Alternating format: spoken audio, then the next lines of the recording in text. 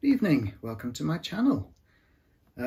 Before I go on with today's story, I would like to tell you, if you haven't done so already, to please subscribe. And if you enjoy today's story or anything else on the channel, then share it with friends. I'm trying to build up subscribers. Could even hit 3 figures. It's possible with your help. So do please hit that subscribe button. And make a comment if you enjoy the story, or even if you don't enjoy the story. Anyway, today's story, as always, in my weird oeuvre, is based on 5 random words. And the 5 random words are... And this is story number 146.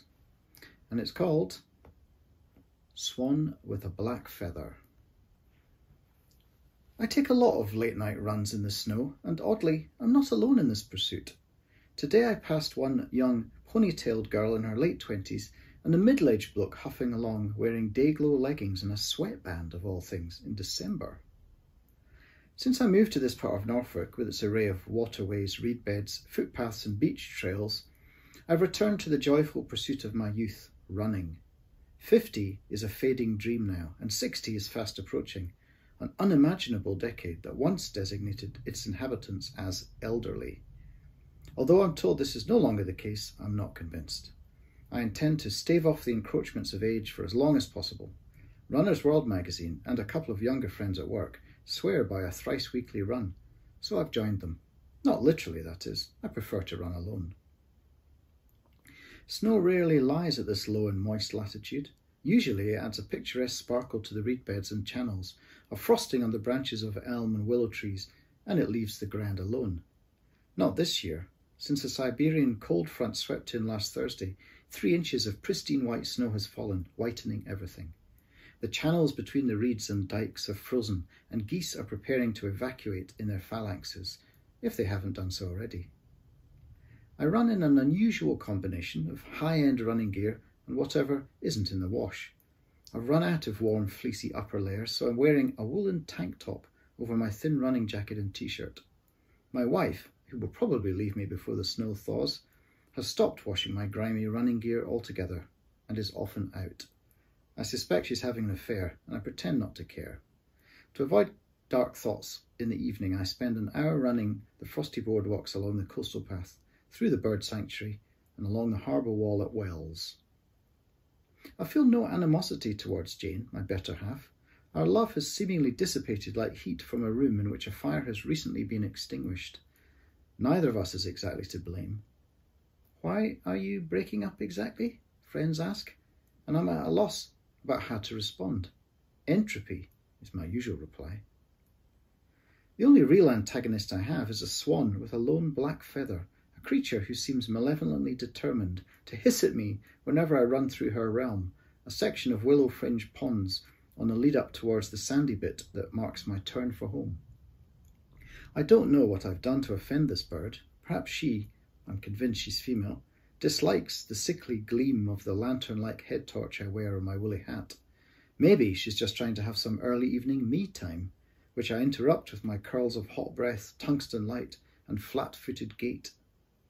Today, as I complete the sinuous stretch I call the serpent, I turn towards the region of willows and ponds, and can already hear her.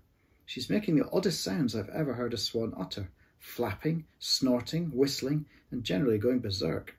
I turn the corner, and there is my nemesis, seemingly struggling in the centre of a pond. She appears to be trying to free one foot, which has become frozen to the ice. A nasty part of me wants to laugh in triumph and run on, but I can't. She's evidently hurting, and the better part of me decides to try and free her. It won't be easy. The ice appears to be several inches thick, and there's nothing obvious with which to break it. A few exploratory stamps send shards of pain up my already aching calves and thighs, and prompt renewed volleys of swannish fury. Could I break off a tree branch? I try to bend a willow limb, but it's annoyingly flexible and won't snap, no matter how vehemently I twist it. For once, no other hikers or walkers are in sight. It's 6:30 p.m. and around 4 degrees below zero. Most sensible folk are tucked up in their centrally heated homes, watching the news, not foolishly trying to rescue waterfowl. As I mentioned, I know this is the same degradable animal I've encountered twice before. It has 1 or 2 black feathers on the upper portion of its breast. Is this the swan equivalent of a beauty spot, or a disfigurement? She's flapping her immense wings and trying to take off, but her left foot remains firmly wedged in place. How on earth this happened, I can't imagine. Did she fall asleep on the ice, or get her foot trapped between 2 floes that collided and stuck together? There's a sort of large cobblestone forming a step at the foot of a small bridge over a streamlet. I might be able to pry it loose and hurl it onto the ice. I kick it a few times and stub my toe painfully on the 3rd attempt. My own anguished yelp joins the swan's ululations, but the stone moves. It's about the size of a loaf of bread. I stoop and scoop it into my arms, then hold it above my head and walk a foot out onto the ice. This is perhaps unwise. What if it shatters and I slide beneath the terrifyingly cold water? Most people don't die from drowning in cold water. They die from having massive heart attacks as they struggle to escape.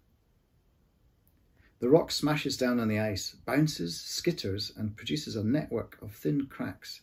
With typical luck, they radiate away from the edge, splintering around the swan without doing anything useful. Still, it almost works. If I could reach the rock, which now lies 10 feet away on a neighbouring ice sheet, I could try again. I'll throw it closer to the swan this time and perhaps send a crack right under her feet, freeing the bird. I push a toe against the lip of an ice fragment. Its edge rises to reveal it's just an inch thick. No chance of you risking stepping out. If I had a boat, of course, Nigel Blakely's kayak. He's on holiday, somewhere sensibly warm. However, I passed his waterfront garden a little way back, and his kayak will be tied to the dock. He doesn't lock it away. It's a crappy old thing, a fibreglass monstrosity, patched in several places. It's probably a quarter mile away, but I could bring it back balanced on my head. The absurdity of the image makes me laugh. I decide to go ahead with my bizarre scheme. "I'm getting you out of there, old girl," I shout to my avian nemesis.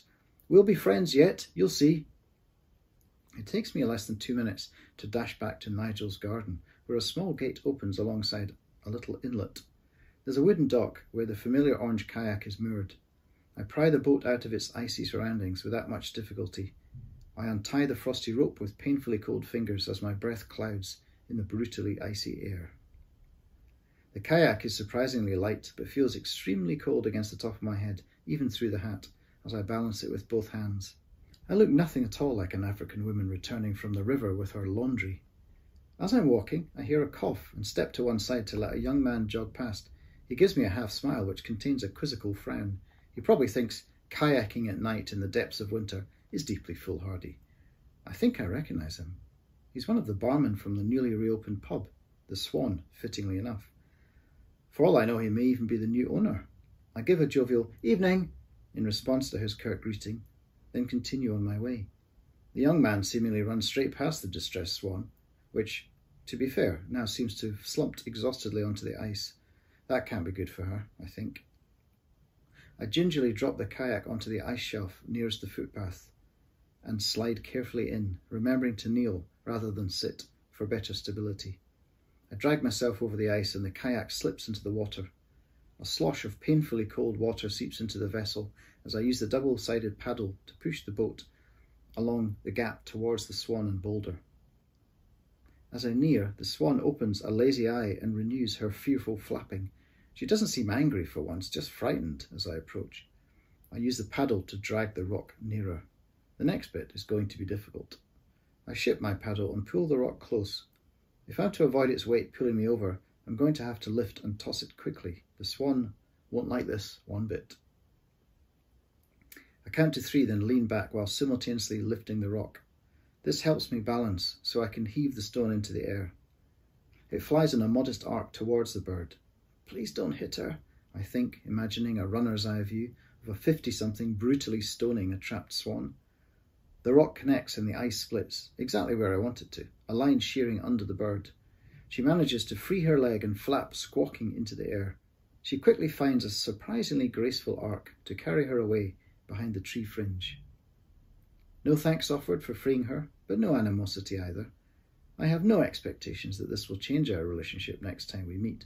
That's not why I did this. I'm simply grateful not to have capsized into 5-degree water in the dark.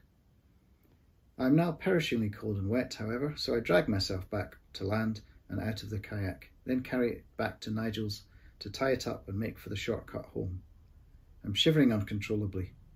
When I get back to our lovely warm beacon of a cottage, I'm going to tell Jane my absurd but triumphant tale and ask her to hug me back to warmth. I think she'll do that for me, still. At least, I hope so.